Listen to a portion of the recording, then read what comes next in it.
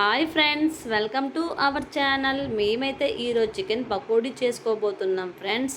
చూడండి, చిన్న చిన్న పీసులుగా కట్ చేసి తీసుకొచ్చారు. చికెన్ అయితే పకోడీ కోసం నీట్గా కడిగి పెట్టుకున్నాను అన్నమాట. చూడండి, ఇలా చిన్న చిన్న పీసులుగా ఉంటేనే పకోడీకి బాగుంటుంది. ఫస్ట్ అయితే లెమన్ అయితే వేసుకుంటున్నాను. మీరు కూడా ట్రై చేయండి ఫ్రెండ్స్. చికెన్ పకోడీ చాలా టేస్టీగా హెమ్మీగా ఉంటుంది. చికెన్ పకోడీ అయితే మాత్రం మా ఇంట్లో మా పిల్లకి చాలా ఇష్టం. ఇప్పుడైతే తగినంత సాల్ట్ వేసుకోండి. మీకు టేస్ట్ సరిపడా సాల్ట్ అయితే వేసుకోండి. దీనిలోనే ఒక స్పూన్ పసుపు అయితే వేసుకోండి ఫ్రెండ్స్. ఒక స్పూన్ సరిపోతుంది పసుపు అయితే. ఒక 3 స్పూన్స్ కారం అయితే వేసుకున్నాం ఫ్రెండ్స్. అలాగే ధనియాల పౌడర్ అండి, ఒక 3 స్పూన్స్. ఒక స్పూన్ జీరా పౌడర్ అండి. ఇందులోనే గరం మసాలా అండి, ఒక 3 స్పూన్స్ వేసుకోండి గరం మసాలా. చూడండి, గరం మసాలా అయితే వేసుకోండి 3 స్పూన్స్. ఇందులోనే చికెన్ మసాలా కూడా వేసుకోండి, ఒక 3 స్పూన్స్.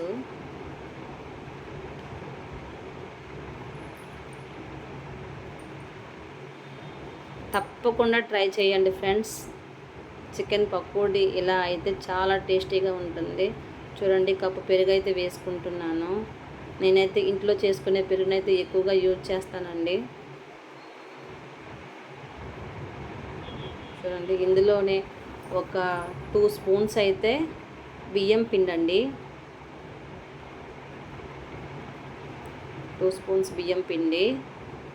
ఒక 2 స్పూన్స్ అయితే కార్న్ ఫ్లోర్ వేసుకోండి.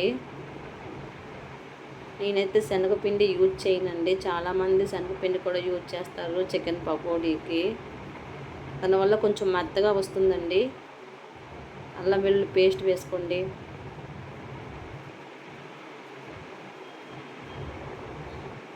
నీట్గా మొత్తం కలుపుకోవాలి. నేను ఎప్పుడు అన్నీ వేసినాకే మొత్తం మిక్స్ చేసుకుంటానండి. 1 బై 1 వేస్తూ మిక్స్ చేయను. అన్నీ ఒకసారి చేసుకొని అలాగా 1 అవర్ అయితే ఫ్రిడ్జ్లో పెట్టుకుంటాం కదా, అందుకని అన్నీ వేసినాకే మొత్తం మిక్స్ చేసుకుంటాను నేను. చూడండి, నీట్గా మొత్తం అన్ని పీసులకి అంటేటట్టు మిక్స్ చేసుకోవాలి. స్మూత్గా కలుపుకోవాలండి. చూడండి, మొత్తం ఇలా కలిపేసుకున్నాను. చూడండి, అన్ని పీసులు కంటేటట్టు కలిపేసుకున్నాను నీట్గా. ఇప్పుడు దీనికైతే మూత పెట్టేసుకొని ఒక 1 అవర్ అయితే ఫ్రిడ్జ్లో పెట్టుకుంటున్నాను. ఫ్రిడ్జ్లో నుంచి బయట పెట్టానండి. చూడండి ఎంత నీట్గా కనిపిస్తున్నాయో. ఇప్పుడు ఒకసారి మళ్ళీ కలుపుకోవాలండి ఆ చికెన్ అంతా. ఆయిల్ అయితే పెట్టుకున్నానండి ప్యాన్లో. చూడండి, ఆయిల్ కూడా చూడండి మొత్తం నీటికి మళ్ళీ కలుపుకున్నాను ఒకసారి. ఇప్పుడు చికెన్ పకోడీలా వేసుకోవాలి.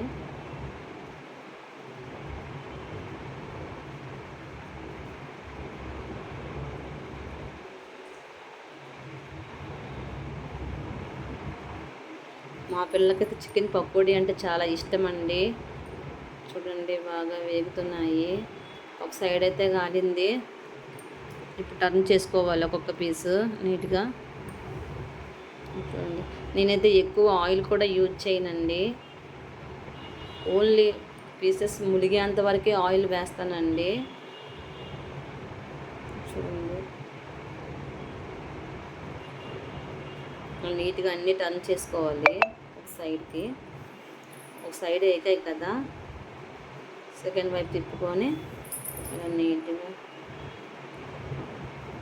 చూడండి, మా హస్బెండ్కి అయితే చికెన్ పకోడీతో పచ్చిమిర్చి కూడా వేస్తే చాలా ఇష్టం అండి. చూడండి, పచ్చిమిర్చిని మిడిల్లో కట్ చేసుకొని ఆ చికెన్ దాంట్లో వేసి మొత్తం మిక్స్ చేసుకొని కలుపుకోవాలండి. దానికి ఉన్న గ్రేవీ అంతా దీనికి కూడా పడుతుంది, పచ్చిమిర్చికి కూడా. అప్పుడు అవి వేయించుకుంటే చాలా టేస్టీగా ఉంటాయండి. చికెన్తో పాటు తింటే చాలా చాలా టేస్టీగా ఉంటాయండి. చూడండి. ముందుగా అయితే మిరపకాయలు వేసుకోకూడదు, ఎందుకంటే అవి మాడిపోతాయి. చికెన్ వేగే ముందైతే వేసుకోవాలి. ఇంకొక 2 మినిట్స్లో దించేద్దాం అనేటప్పుడు వేసుకోవాలన్నమాట.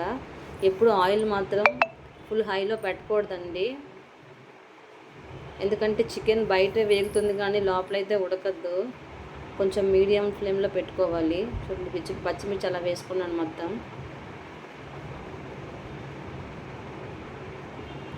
ఒకసారి నీట్గా కలుపుకోవాలి.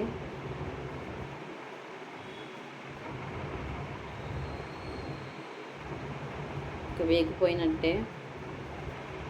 చూడండి, చాలా హెమ్మీగా టేస్టీగా ఉన్నాయి. చూడండి ఎంత టేస్టీగా, ఎంత కలర్ఫుల్గా కనిపిస్తున్నాయో. పచ్చిమిర్చి కూడా నీట్గా కనిపిస్తున్నాయి.